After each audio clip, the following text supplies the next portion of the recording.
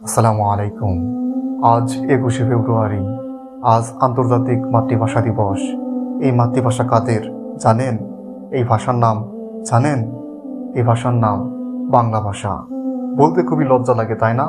আপনি বাঙালি, এটা বলতে খুবই লজ্জা লাগে, তাই না? অথচ এই বাংলা ভাষার জন্য কত কত ছেলে জীবন দিল, আহত হলো।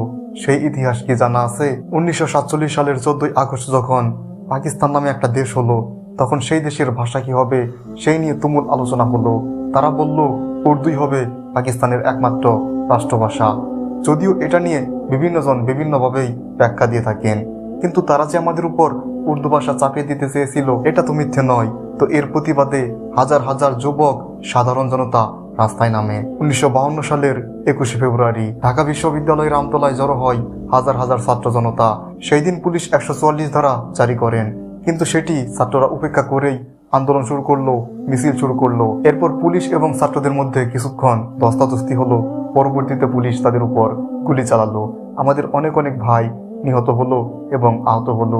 সালাম, রফিক, শফিক, জব্বার, বরকত, এমনকি 9 বছরের অলিউল্লাহ সেই দিন শহীদ হয়। এছাড়া অনেক ভাই এবং বোনেরা সেই দিন আহত হয়, কিন্তু তারা পিছপা হননি, দমে যাননি।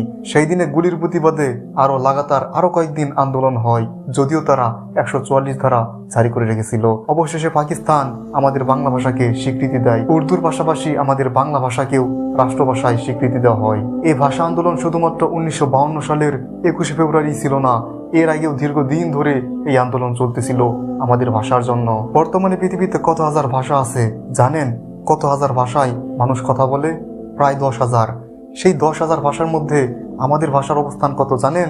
আমাদের ভাষার অবস্থান 8ম। এই বাংলা ভাষায় বর্তমান পৃথিবীর প্রায় 40 কোটি মানুষ এই ভাষায় কথা বলে। অথচ আমরা এই ভাষাকে ঘৃণা করি।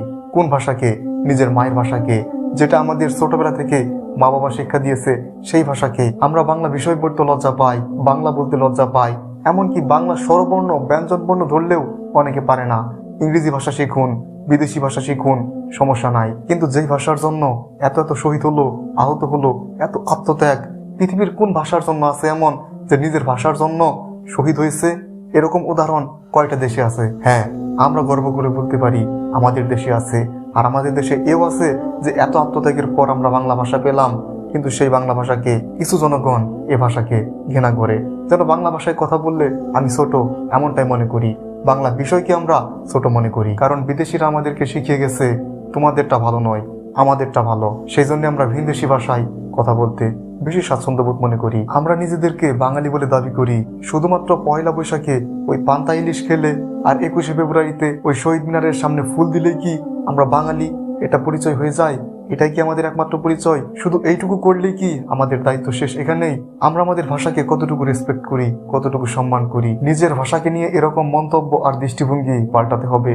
আপনার দৃষ্টিভঙ্গি পাল্টান, দেখবেন নিজের ভাষায় চেষ্টা